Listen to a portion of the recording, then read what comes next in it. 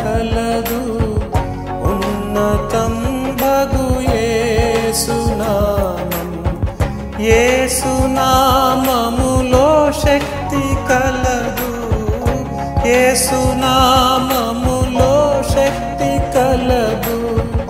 దుష్టులకు శాశ్వత ముక్తి కలదు. పైన ఆకాశమందున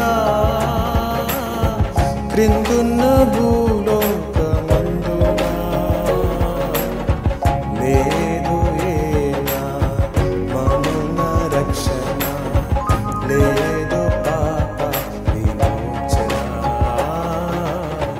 లేదు పాప విమోచన.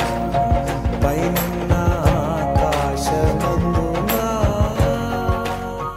ద్వితీయోపదేశ కాండము 10వ అధ్యాయము 12వ వచనంలో ఇందులో ఒకే మాటను మనం గమనిద్దాం.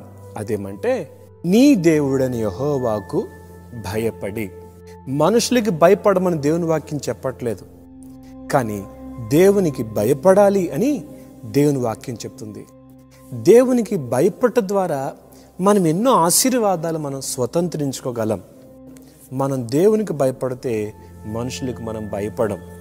కాబట్టి దేవునికి భయపడటం అని నేర్చుకుందాం. యెహోవా యందలి భయము జ్ఞానానికి మూలం అని మనం చూస్తాం సామెతల గ్రంథంలో. దేవుని యందు భయం కలిగి ఉంటే జ్ఞానం కలిగి ఉంటామండి. లోకంలో ఎలా బ్రతకాలో మనకు తెలియజేస్తుంది. ఆ భయము పాపం చేస్తున్నప్పుడు మనల్ని హెచ్చరిస్తుంది. వంకర త్రోవల్లో నడుస్తున్నప్పుడు ఆ భయం మనల్ని గద్దిస్తుంది.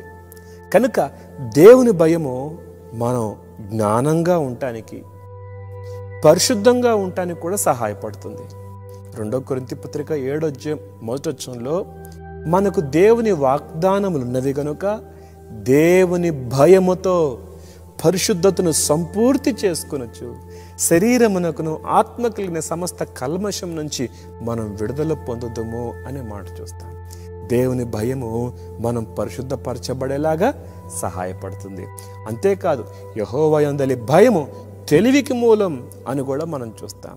మీకు మాట చెప్తాను, తల్లిదండ్రులుగా మనం పిల్లలకి ఆస్తి ఐశ్వర్యాలు ఇవ్వకపోయినా దేవుని భయాన్ని గనక మనం పిల్లలకి నేర్పిస్తే అదే వారికి ఐశ్వర్యంగా ఉంటుందండి. దేవుని భయమే వారికి ఐశ్వర్యంగా ఉంటుంది. అబ్రహాము దేవునికి భయపడేవాడుగా ఉన్నాడు. అంతేకాదు, యోసేపు కూడా దేవునికి భయపడిన వాడుగా ఉన్నట్లుగా మనం గమనిస్తాం. ఆదికాండం 42:18 నేను దేవునికి భయపడేవాడను అంటాడు.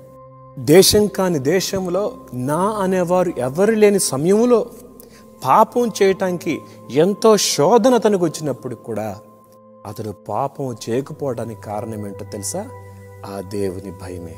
గుంటలో పడేసి మిద్యానీయులకు అమ్మేసిన అన్నలు అతని ముందుకొచ్చిన అతడు వారి మీద పగ తీర్చుకోకపోవటానికి గల కారణము అతడు దేవునికి భయపడ్డమే. దేవుని భయము యోసేపు జీవితంలో ఎంత ఆశీర్వాదకరంగా ఉందో చూడండి. నెహెమ్యా గ్రంథం 5వ అధ్యాయం 15వ వచనంలో కూడా నెహెమ్యా దేవునికి భయపడ్డాడు, లంచం తీసుకోలేదు. నిర్గమకాండం 1వ అధ్యాయం 17వ వచనంలో మంత్రసానులు దేవునికి భయపడ్డారు, ఆశీర్వదించబడ్డారు. 119వ కీర్తన 38వ వచనంలో నీవిచ్చిన వాక్యము మనుషులలో నీ భయమును పుట్టించుచున్నది. కాబట్టి దేవుని వాక్యం వింటున్న కొద్దీ దేవుని భయం మనలోకి వస్తుంది. అప్పుడు పాపానికి మనం దూరంగా ఉంటాం, అపవిత్రతకు దూరంగా ఉంటాం, లోకానికి దూరంగా ఉంటాం. దేవుని భయం మనలో ఉందా? ఒకటి చెప్తాను, దేవుని వాక్యాన్ని చదవని వారికి దేవుని భయం ఉండదు. దేవుని వాక్యాన్ని గౌరవించని వారికి దేవుని భయం ఉండదు.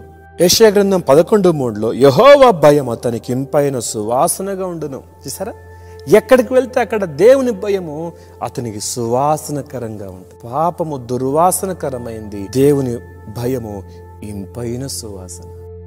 దేవుని వాక్యాన్ని చదువుట ద్వారా, దేవుని వాక్యాన్ని అంగీకరించడం ద్వారా దేవుని భయాన్ని మనం కలిగి ఉండగలుగుతాం. ప్రార్థన.